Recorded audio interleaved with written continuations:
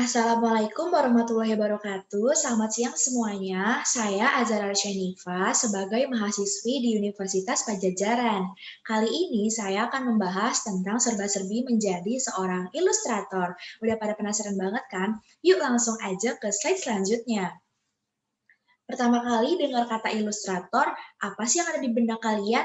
Jago menggambar. Iya sih jago menggambar, tapi seorang ilustrator itu nggak cuma jago menggambar aja loh. Mereka adalah seseorang yang mampu menyampaikan ide atau pesan melalui media visual sehingga dapat mudah dimengerti oleh orang yang melihatnya.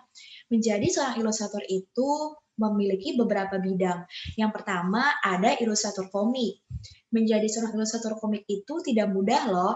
Mereka dituntut untuk bisa mengeksplorasi ruang yang luas agar bisa membuat sebuah komik cetak maupun komik online. Lalu ada juga ilustrator forensik. Kalian pernah nggak ngeliat gambar buronan yang disebarin gitu aja? Kalau pernah, itu adalah hasil karya dari seorang ilustrator forensik. Menjadi seorang ilustrator forensik itu dibutuhkan kekuatan psikologis juga loh. Lalu ada juga ilustrator medis. Kalian pernah nggak ngeliat detail organ manusia dalam buku medis? Kalau pernah, itu adalah hasil karya dari seorang ilustrator medis. Menjadi seorang ilustrator medis itu gak mudah loh. Mereka melalui pelatihan khusus dulu agar bisa menjadi seorang ilustrator medis. Jadi nggak bisa sembarangan guys. Lalu ada juga ilustrator storyboard. Ketika kalian ingin membuat sebuah film, dibutuhkan gambaran-gambaran secara jelas adegan apa saja yang akan di-shoot atau dimasukkan ke dalam layar. Dalam hal ini dibutuhkan seorang ilustrator storyboard. Menjadi seorang ilustrator juga dibutuhkan kemampuan-kemampuan khusus. Kemampuan yang pertama ada kemampuan artistik. Kemampuan artistik ini adalah kemampuan untuk mengatur warna, komposisi, dan lain-lain. Dan hal ini juga sangat diperhitungkan. Untuk mengasah kemampuan ini, kalian bisa mengikuti berbagai kelas maupun belajar di sekolah seni secara formal. Lalu ada juga kemampuan teknis. Selain kemampuan artistik, kemampuan teknis juga dibutuhkan banget untuk menunjang karir seorang ilustrator. Kecakapan dalam menggunakan komputer dan berbagai aplikasi desain dapat memudahkan dan mempercepat pekerjaan ilustrator. Lalu ada juga kemampuan sosial. Sebagian besar ilustrator adalah pekerja lepas, maka dari itu mereka dituntut untuk memiliki kemampuan sosial untuk membangun suatu networking yang luas dan menjaga hubungan dengan klien agar mereka juga terus menjalin kerjasama. Lalu, ada juga tantangan terhadap diri sendiri. Sangat penting untuk mengejar pekerjaan yang menantang secara pribadi. Seorang ilustrator yang baik adalah ilustrator yang tetap mau belajar dan mereka tidak merasa dirinya adalah seorang master dan sangat menyukai tantangan. Lalu ada juga orang yang serba bisa atau jadilah seseorang yang multitasking.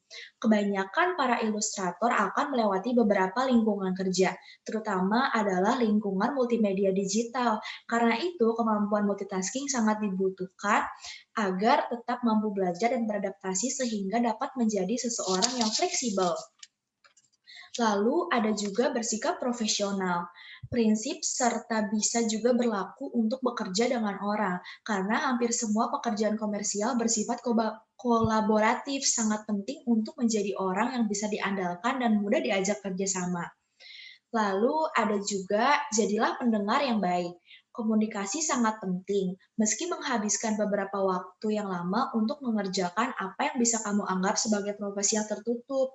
Tapi dari hal itu, kalian bisa melakukan brainstorming dengan para klien agar agar apa yang diinginkan oleh klien dapat tercapai oleh kalian. Lalu ada juga pertahankan minat yang luas. Dalam hal ini, pahami hubungan antara seni dan kehidupan. Hal ini dapat meningkatkan pemikiran artistik dan mengembangkan kepekaan visual dan kosakata yang kalian miliki. Lalu ada juga jangan gampang menyerah dan jangan putus asa. Selama kamu melakukan sesuatu, meskipun itu tidak berhasil, kalian harus tetap mengejar sesuatu tersebut agar dapat segera mencapai kesuksesan yang kalian inginkan menjadi seorang ilustrator yang handal. Lalu ada juga teruslah berlatih menggambar. Bagi siapapun yang tertarik menjadi seorang seniman, ilustrator, desainer, atau bahkan sutradara film, kalian harus benar-benar belajar menggambar dengan baik agar bisa menjadi seseorang yang hebat tersebut. Lalu ada juga tentukan fokus.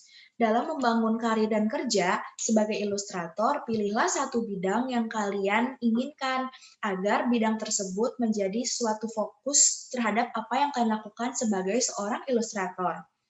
Lalu ada juga membuat portofolio profesional. Portofolio profesional ini fungsinya seperti menu di restoran, yaitu adalah hal yang ingin kalian tawarkan kepada klien tentang tentang kemampuan yang kalian miliki sehingga para klien dapat menyesuaikan keinginan mereka terhadap jasa kalian. Lalu yang terakhir ini adalah seorang ilustrator yang sangat terkenal di Indonesia adalah Naila Ali. Naila Ali ini dikenal setelah meluncurkan buku berjudul Stories for Rainy Days yang bahkan dibuat dalam 2 seri. Gaya ilustrasinya ini keren sekali dengan menggunakan cat air dan market menggunakan gambarnya pun terasa lebih autentik. Sekian dari saya, Azara Syenifa. Terima kasih teman-teman semua yang sudah mendengarkan. Semoga bermanfaat. Terima kasih.